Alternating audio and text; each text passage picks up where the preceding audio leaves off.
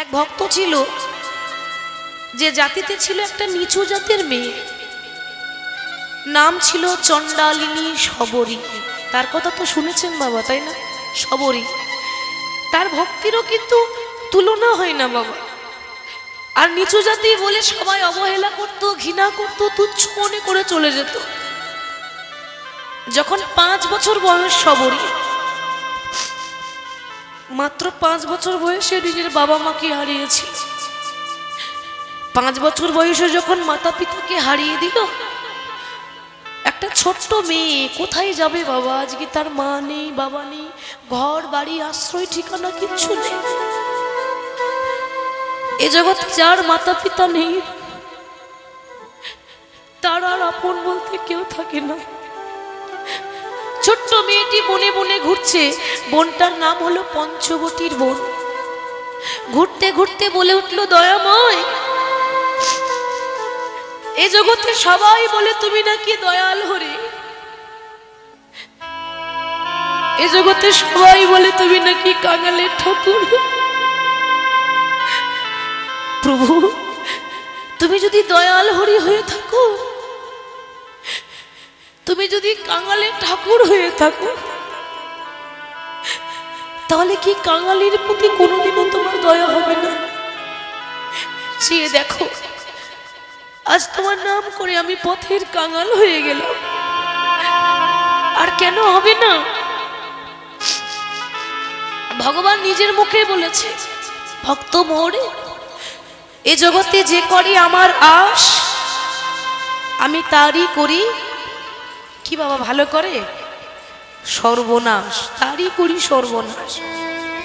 মিলিয়ে দেখবেন, আপনি কোনোদিন কারো ক্ষতি করেননি, আপনি ভালো মানুষ, আপনি সৎ পথে যাচ্ছেন। ওমা, আপনি জীবনে কারো ক্ষতি করেননি, কিন্তু জীবনে যত দুঃখ, কষ্ট, জ্বালা, যন্ত্রণা ভগবান আপনাকে দিয়েছে।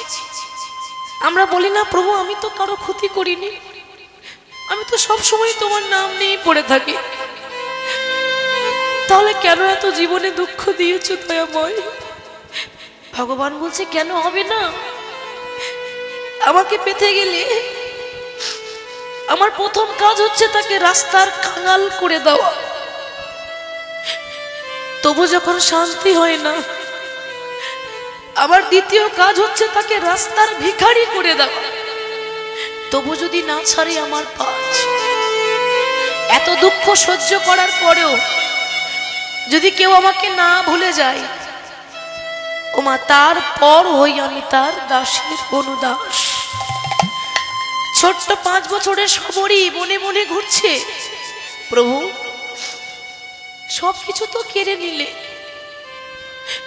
আর কত কষ্ট দেবে দয়াময়? তাকিয়ে দেখো, আমি যে কাঙালিনী হয়ে গেলাম। তবে আমি জানি, এই পৃথিবীতে যার কেহ নাই, তার একজন আছে, সে হলো ভগবান। ঠিক তো মা? আজ আমার কেউ নেই, আমার পাশে কেউ নেই, নেই তো কি হয়েছে? তুমি তো আছো। জীবনে যতদিন বেঁচে থাকবো, ভালো যদি বাঁচতেই হয়, একজনকেই ভালোবাসবো, সে হলো প্রভু রামচন্দ্র। আমাদের তো ধৈর্য নেই, তার ধৈর্য দেখুন। ওইটুকু মেয়ে, রাম রাম, যেই রাম সেই কৃষ্ণ, শুধু অবতারের সময় নামটা পরিবর্তন হয়েছে। তো রামায়ণের কথা তো, তাই রাম রাম রাম রাম করতে করতে শবরীর সারা জীবন পেরিয়ে গেল, কিন্তু এখনো পর্যন্ত রামের দেখা পাওয়া গেল না। ওমা, সেই ছোটবেলা থেকে বসে আছে, আজ এত বয়স হয়েছে, ভালো করে হাঁটতে পারে না, হাতে একটা লাঠি ধরে যায়। মনে রাখবেন, লাঠি কিন্তু সবাইকে ধরতে হবে, তাই না মা? কোনো মানুষ, বয়স্ক মানুষ যখন লাঠি হাতে নিয়ে যায়, আমরা ঠাট্টা করি, আমরা দেখে ঠাট্টা করি, আমরা ব্যঙ্গ করি, ভুলে যাই যে ওই রকম দিন আমারও আসবে। ঠিক তো? ওই রকম লাঠি আমাকেও ধরতে হবে, চিরদিন আমি এরকম থাকবো না। বাবা, বেলা যে যায়, বাসনায় আগুন দিতে হবে তো। লালসা নিয়ে পড়ে থাকলে হবে না। ওই বনের ভেতরে একটা ছোট্ট ঝুপড়ি ঘর, একটা তালপাতার কুড়ে ঘর, সেখানে থাকে আর প্রত্যেক দিন প্রভুর জন্য অপেক্ষা করছি। প্রভু, কবে তুমি এই কাঙালিনীকে কৃপা করবে দয়াময়? আমি তোমার জন্য অপেক্ষা করছি। এই পঞ্চবতী পাতায় পাতায় শুধু তোমার নামটি লেখা। তুমি আমার কবে আসবে ওরে, কবে দেবে দেখা?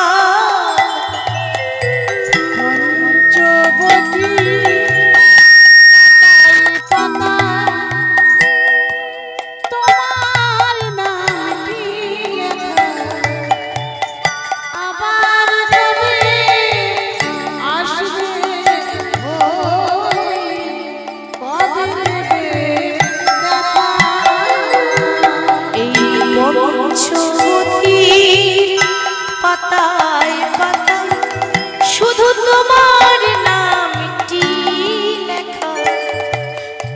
প্রভু আবার কবে আসবে হরি, কবে দেবে দেখা? পঞ্চবতীর পাতায় পাতায় তোমার নামটি লেখা। আবার কবে আসবে হরি, কবে দিবে দেখা? আজ তুমি নাই প্রাণের ঠাকুর, কাঁদে আমার মন। নীরবে হয়ে রয়ে দাঁড়ায় পঞ্চবতীর বন। আজ তুমি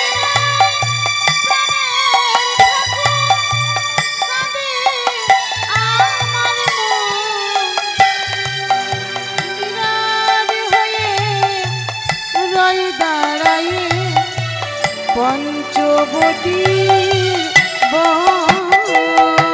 এই নটি রানী কেঁদে বলে, একবারে দাও গো প্রভু দেখা।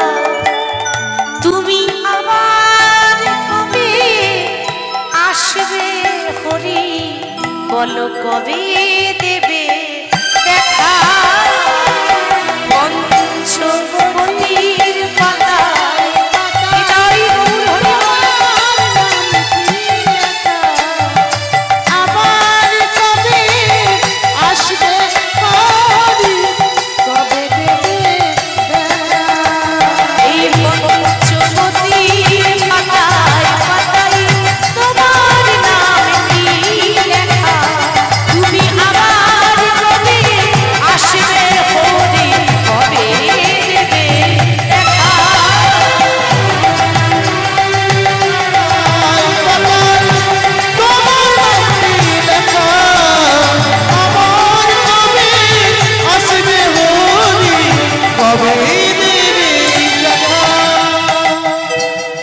সবরই যখন বসে বসে অপেক্ষা করছে, মা একটা কথা মনে রাখবেন, আমার দয়াময় সবকিছু সইতে পারে গো, কিন্তু দুটো জিনিস ভগবানের সহ্য হয় না। একটা হলো কারোর অহংকার, আর একটা হলো ভক্তের চোখের জল। ভগবান অহংকার দেখতে পারে না, সহ্য করতে পারে না, আর ভগবান ভক্তের চোখের জল কোনোদিন সহ্য করতে পারে না। ভগবান মনে মনে ভাবছে, আহারে সেই ছোটবেলা থেকে আমার জন্য অপেক্ষা করছে, এরপরে যদি আমি কৃপা না করি, এ জগতে কেউ আমায় ভক্তের ভগবান বলবে না। সবরীকে কৃপা করার জন্য ভগবানের লীলা দেখুন, যখন রাবণ সীতা হরণ করে নিয়ে গেল, তখন ওই পঞ্চবটির বনে রামচন্দ্র হা সীতা হা সীতা হা সীতা করে খুঁজছে। বাবা রাম তো ভগবান, তিনি জানতেন না যে আমার সীতা কোথায় আছে? তিনি জানতেন তো, যিনি ভগবান, যিনি ভক্তের অন্তরের কথা জানেন, রাম ভালো করে জানে যে আমার সীতাকে রাবণ নিয়ে গেছে। তিনি তো অন্তর্যামী, তবু কিন্তু সীতাকে খোঁজ করছে কেন? উদ্দেশ্যটা সীতার খোঁজে নয়, উদ্দেশ্যটা হলো ওই শবরীকে কৃপা করবো বলে। রাম জেনে শুনেই পঞ্চবটির বনে ঢুকেছে। ভগবান তো জানে যে আমি গেলেই ওর সঙ্গে দেখা হয়ে যাবে। যেই না শবরীর তাল পাতা কুড়ে ঘরে ভগবান এসে দাঁড়িয়েছে, শবরী মনে মনে চিন্তা করছে, আমি কি দেখলাম? ও মা, এ জগতে যোগী যারে যোগী পায় না, এ জগতে মুনি যারে ধ্যানে পায় না, যিনি সৃষ্টি স্থিতি লয় প্রলয়ের মালিক, যাকে পাওয়ার জন্য ভক্তরা সারা জীবন পরীক্ষা দেয়, যাকে পাওয়ার জন্য ভক্তরা সারা জীবন কেঁদে যায়, সেই ভগবান আমার মতো কাঙালিনীর ঘরে এসেছে। কিন্তু মা, বসতে দেব কোথায় গো?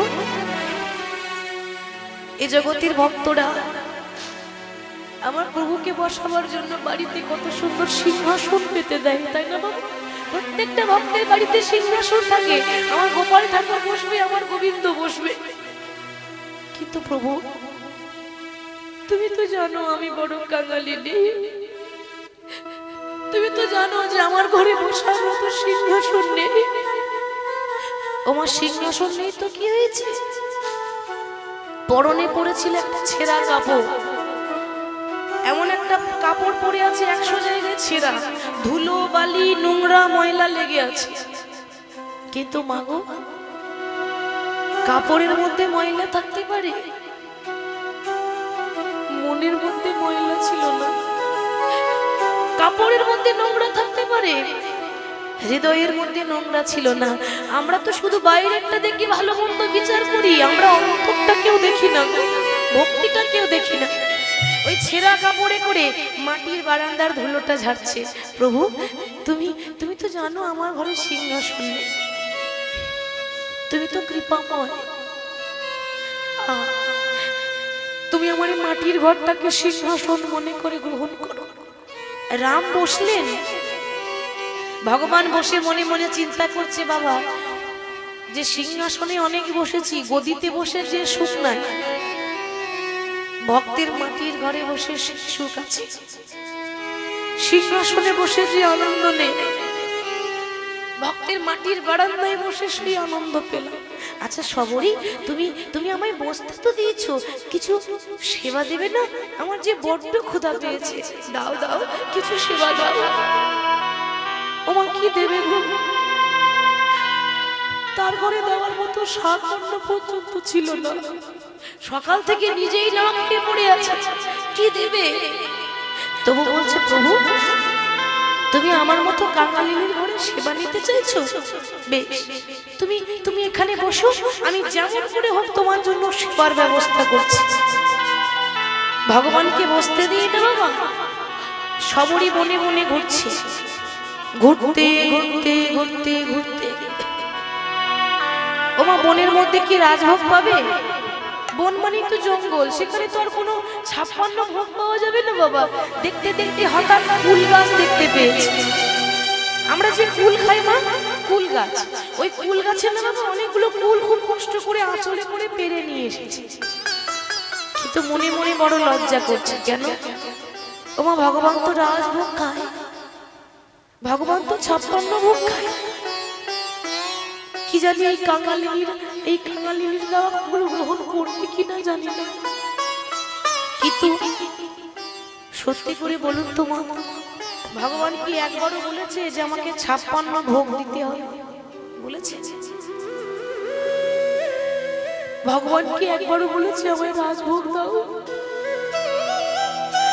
ভগবান বলেছে, ভক্ত বোন, আমাকে দেওয়ার মতো যদি তোমাদের কাছে কিছু না থাকে,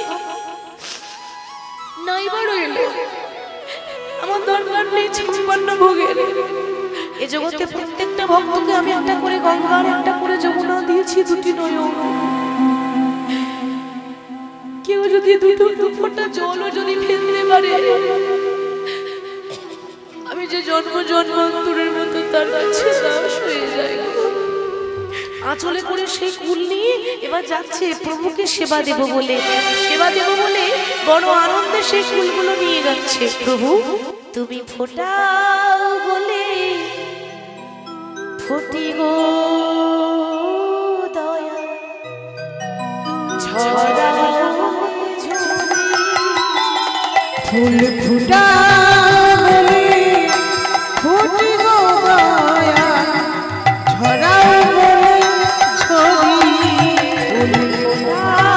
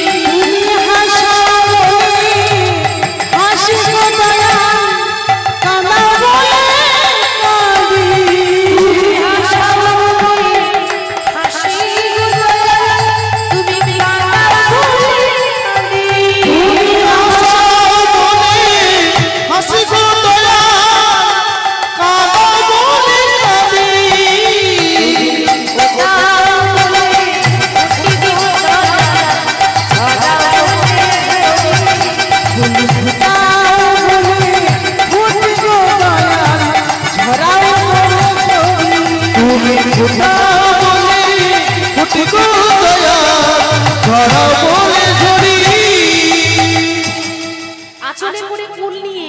বাবা দেখুন ভক্তি কাকে বলে। হ্যাঁ গো, তাকে ডাকতে গেলে কি করে যে ডাকতে হবে একমাত্র সবরই দেখিয়েছিল। যেই না মা, ওই যেই না কুলটা রামচন্দ্রের বদনে তুলে দিতে যাবে, মানে যেই না সেবা দিতে যাবে, হঠাৎ মনে মনে ভাবছে মা গো, আমি যে কুলটা দেব আমার প্রভুকে দেওয়ার আগে একটু খেয়ে দেখতে হবে না, কুলটা টক আছে না মিষ্টি আছে। ধন্য তার ভক্তি। আমরাও তো দিতে যাই, আমরাও তো প্রভুকে সেবা দিই, থালার মধ্যে সুন্দর করে ফল কেটে দিতে হয়, দিই। এইভাবে দিতে পারি মা? পারি না। যখন নিজের ছেলে খায় তখন একবার নয় 10 বার যাচাই করে দেখি যে ছেলেটা আমার খাবে, খাবারটা বাসি নয় তো, খাবারে পোকা পড়েনি তো, কেন আমার খোকা খাবে। আমার ছেলের যদি কোনো ক্ষতি হয়ে যায়, আমার ছেলে যদি কিছু হয়ে যায়, আমি কি করে থাকবো? কেন ভাবি বলুন তো? আমার ছেলে তো ভালোবাসি, কিন্তু আমার দয়াময়কে ভালোবাসতে পারলাম না। যদি ভালোবাসতাম তাহলে একবার অন্তর দিয়ে ভাবতাম। সবরই দেখুন এক একটা ফুল নিজে খাচ্ছে, যেটা টক লাগছে সেটা ফেলে দিল বাবা, আর যেটা মিষ্টি লাগছে সেটা রামচন্দ্রের বদনে তুলে দিয়ে। রাম মনে মনে ভাবছে, আহারে এ জগতে আমায় মন্ত্রে তন্ত্রে সবাই ডাকে, যে যেমন করে পারে সে ভগবানকে ডাকে। ঠিক তো? সবাই একরকম বলে, সবাই একরকম পরিবেশনা করে না, সবাই একরকম ডাকে না, সবার এক এক রকম ভাব থাকে। যে যেমন করে পারে আমাকে ডাকে, কিন্তু কয়জন আছে বলতে পারো যে সবরীর মতো এমন চোখের জলে ভেসে আমায় কেউ ডাকে না? চোখের জলে ভেসে কেউ ডাকে না, চোখের জলে ভেসে কেউ ডাকে না, চোখের জলে ভেসে কেউ ডাকে না, আমায় মন্ত্রে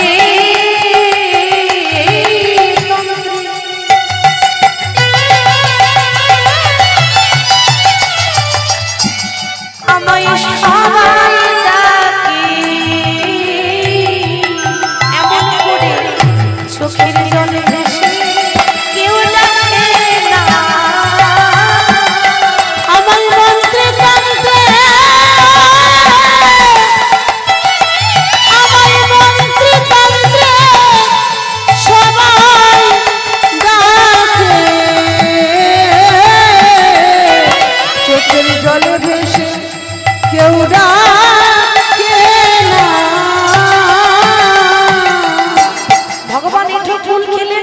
আর প্রমাণ দিয়ে গেলেন ভক্ত মোর দেখে নাও, ভক্তদের মধ্যে আমি বিচার করি না। মুচি হয়ে সূচি হয় যদি কৃষ্ণ ভজে, সূচি হয়ে মুচি হয় যদি কৃষ্ণ তেজে। ভক্তিতে ডাকিলে আমি চণ্ডালেরও হই, কিন্তু অভক্তিতে ডাকিলে কোনো ব্রাহ্মণেরও নয়।